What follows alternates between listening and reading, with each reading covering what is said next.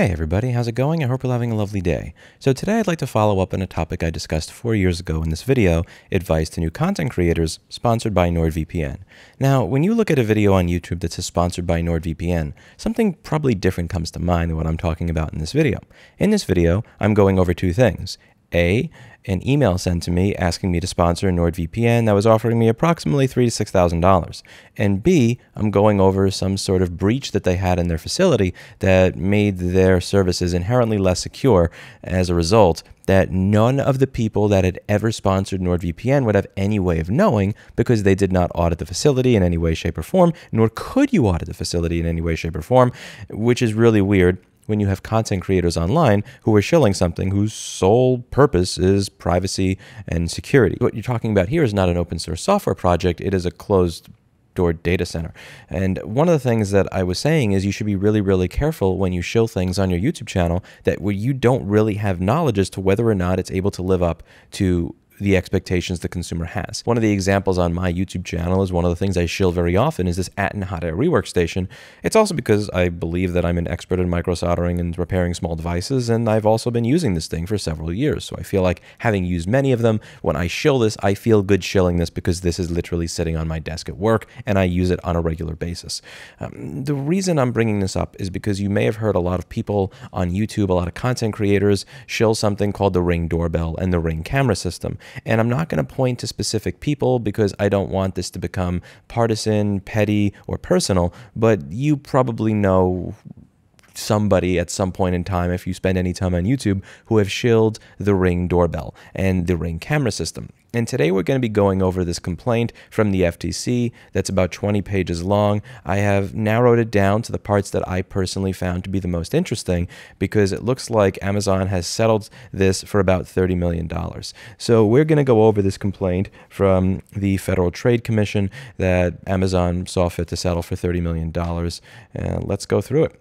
So it says, the claims in paragraph 8-11 have implied to reasonable customers that Ring devices are a secure means to monitor the private spaces of consumers' homes. Reasonable consumers have understood that Ring security claims have implied, in part, a claim of digital security, because a lack of digital security would impede the device's basic function, their ability to protect the home, bring protection inside, and allow customers to see your home away from home. If, for example, a hacker could readily compromise the device's digital security and turn off the security camera, the device would have no value as a security monitoring product that the consumer purchased. Moreover, reasonable consumers have understood that Ring's security claims have implied, in part, a claim of digital security, because a lack of digital security creates the very risk of harm the device was intended to minimize, such as where a hacker stalks, harasses, or threatens the consumer or her family members through a compromised device. And we're going to get to that very soon. Despite promising a greater security as its product's core feature, Ring ignored information security considerations when management believed they would interfere with growth. In pursuit of rapid product development, before September 2017, Ring did not limit access to customers' video data to employees who needed the access to perform their job function, like customer support, improvement of the product, etc. To the contrary, Ring gave every employee, as well as hundreds of Ukraine-based third-party contractors, full access to every customer video, regardless of whether the employee or contractor actually needed that access to perform his or her job function. This comes back to an important point that shows up on this channel many times. Some people see the cloud as an ultra-secure, ultra-protected place that nobody could breach. And other people, the kind of people, the demographic that makes up my viewer base, tend to view the cloud as someone else's computer that someone else could peruse and browse through at any point in time if they saw fit to or just wanted to screw with you. And that very well seems to be the case here.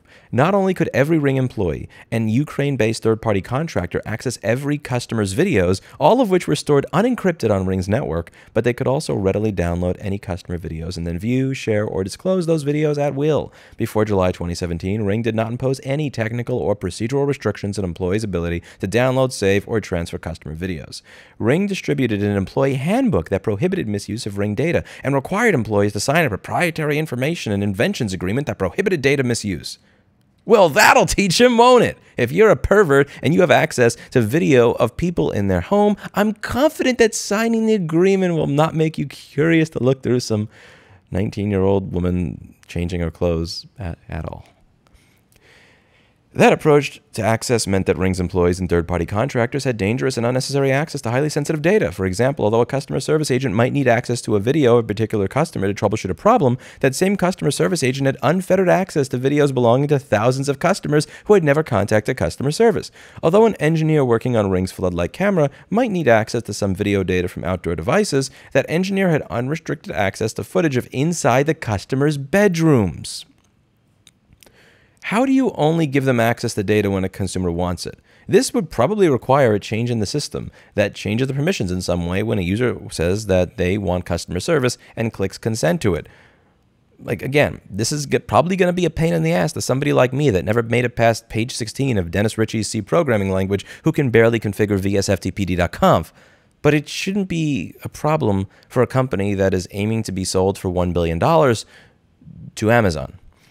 But apparently that is. Apparently making sure that every single person in your company doesn't have access to every single video every single customer created is too much to consider when you're selling a product that's focused on privacy and security.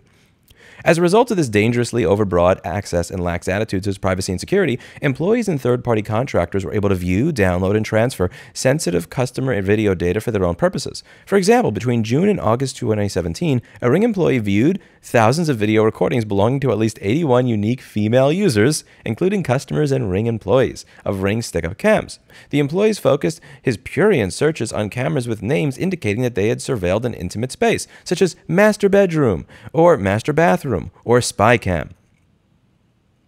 Can I just suggest that you not put a cloud-connected camera in your bathroom? Again, to be clear, I am not victim shaming. I am not victim blaming here. The people at Ring should be held accountable and responsible for what they did, and in my opinion, named and shamed publicly. That being said, I would dare say, don't put a camera in your bathroom. But if you're going to put a camera in your bathroom, don't connect it to the internet.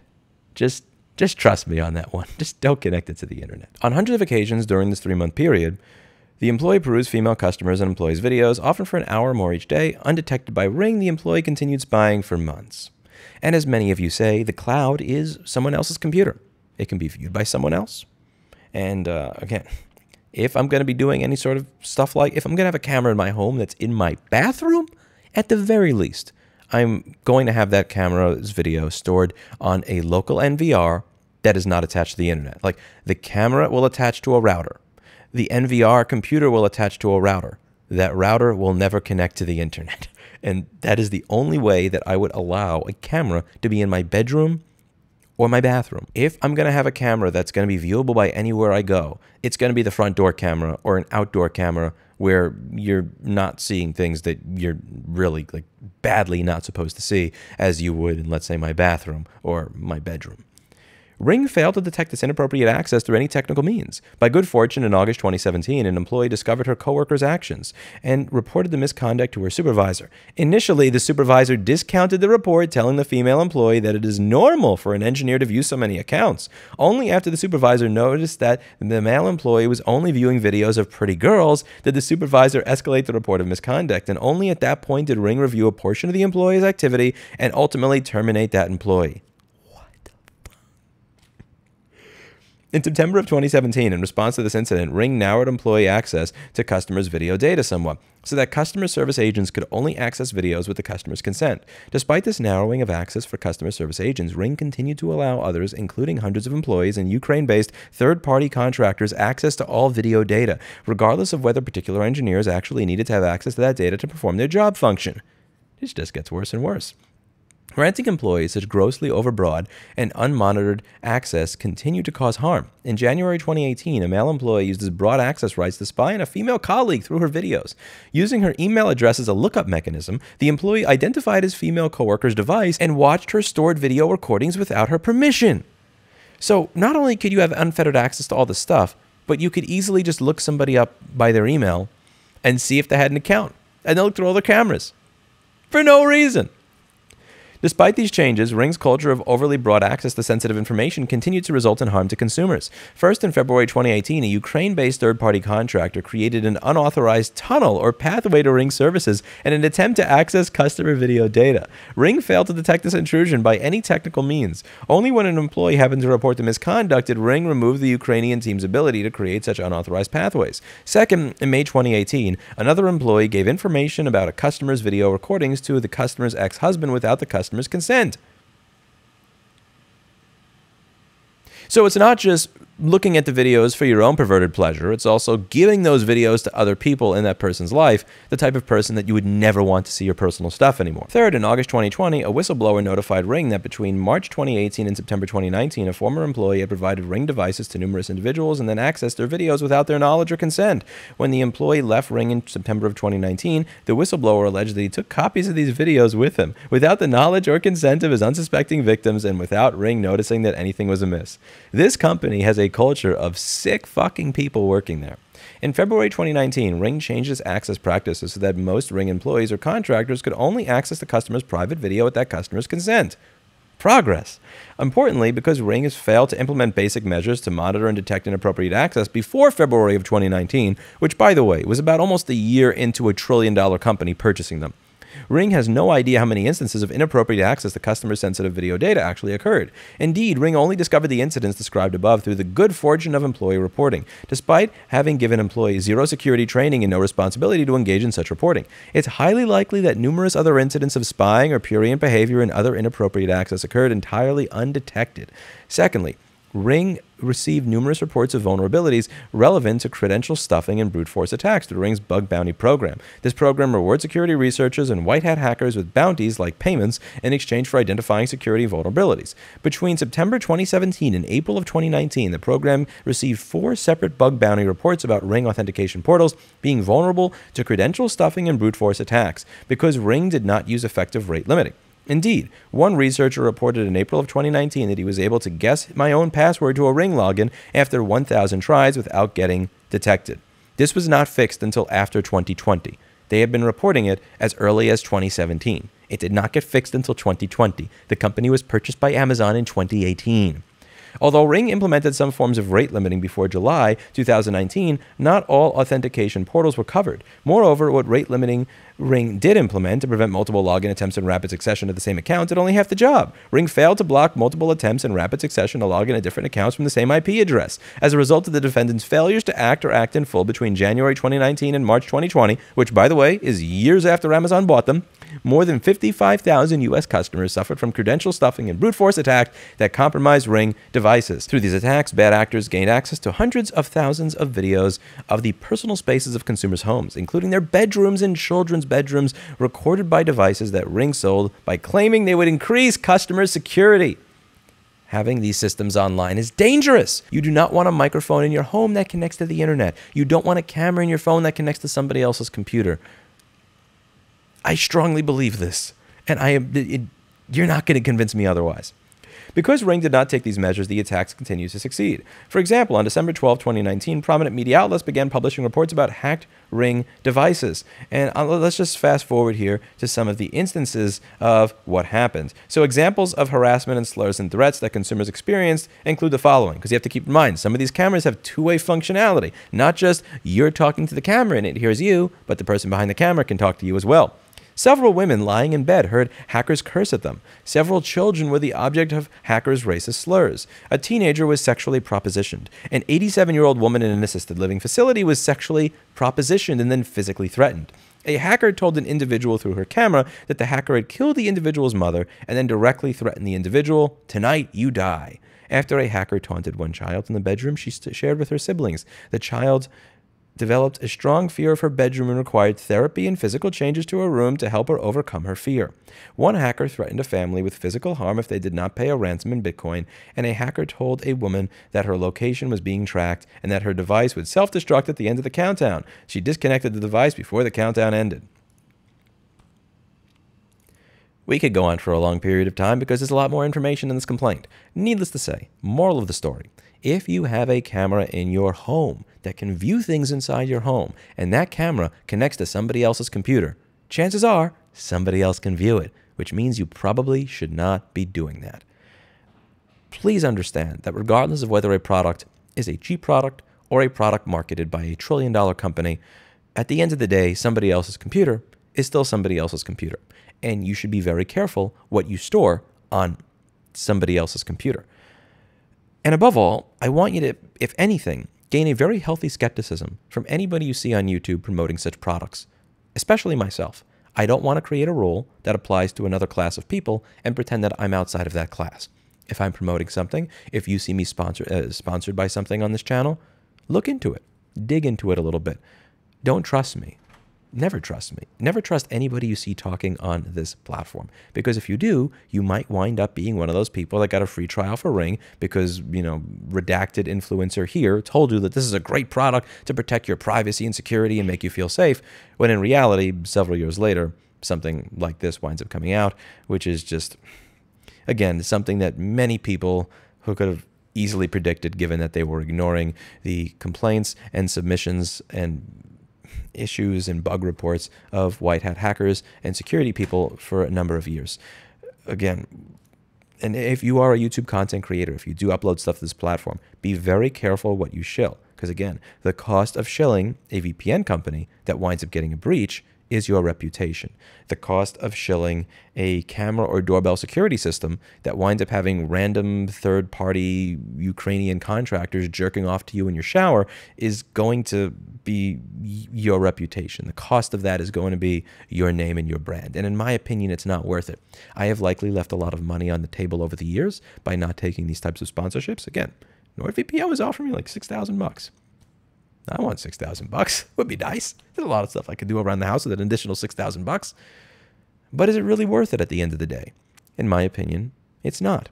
Stick to selling things and shilling things that you actually use. Again, this Hot Air Rework Station, I think is awesome. I think it's affordable. I think it's great. I use it in my own facility, as do my employees. We use it every day. And as a result, I suggest it. Do I have the ability to audit whether or not Amazon is a secure environment for the processing of video data they grab from cloud device? Like, no, of course I don't. What business would I have advertising that? What business would I have shilling it to you when I have no ability, less than zero ability, to audit any of it myself to see if any of their claims are true? And if somebody has been shilling something like this to you, I think you should hold them accountable. I think you should ask them, why did you suggest that I use this when both I nor anybody else would have any ability to audit what's going on here? Again, it's not even like this is a piece of open source software where somebody can just view the code and figure it out if the influencer or person promoting it or who's saying it's cool wound up not doing 100% due diligence. We're literally talking about a closed source camera running closed source proprietary software that uploads your stuff to a closed door data center. Well, it's closed to anybody unless you're a horny third-party contractor. Let me know what you think in the comments down below. Do you think I'm going in a little too hard on people that were raking in money promoting Ring doorbell cameras and everything else? Or do you think that this is deserved and earned and that somebody should go in hard on them because a lot of people were harmed as a result of this? Oh, last thing. A few years ago, I'm just saying this because Amazon paid their slap on the wrist fine to the FTC of $30 million. If you do the comparison, by the way, between my net worth and Amazon's market cap, this would be like me receiving a fine of somewhere between 50 cents to 75 cents. So Amazon, yeah, I mean, this is a joke. The fine that the FTC imposed here is virtually nothing. They're not going to care. They're not going to care about security into the future. They have no incentive to, because they paid, again, what would be, with my net worth versus theirs, the equivalent of somewhere around 50 to 75 cents in a fine. I'm not going to give a shit if you fine me 75 cents. That's like when the clerk at the library says you're getting fined a nickel because you kept the book 2 weeks late. I'm shaking in my boots. But in all seriousness, the FTC did get $30 million. A few years ago, Biden asked the FTC to look at right to repair. He signed an executive order asking the FTC to draft right to repair rules. And several years later, bupkis, we got absolutely nothing. I spent about $50,000 or $60,000 of my nonprofit's money writing up a 60-plus page report with the help of very good antitrust attorneys going over how this has been handled in the past and what the FTC may be allowed to do into the future, really trying to lay the groundwork and do a lot of the homework for them, the heavy lifting, so that it would be easy for them to draft rules. We haven't heard a damn thing. So I'm just saying, if Lena Khan is watching this, since you got $30 million from Amazon, Would you be able to focus on my paper that I sent you like 2.5 years ago? I'm just saying, like, I know it was an executive order and willy-nilly. Who cares about right to repair? But it would be really nice if you could just maybe use a little bit of that money that you got from Amazon, just a teeny tiny bit. I don't know. Have an intern read my document that I sent you like 2 years ago. It would be highly appreciated. That's it for today. And as always, I hope you learned something. I'll see you all in the next video. Bye now.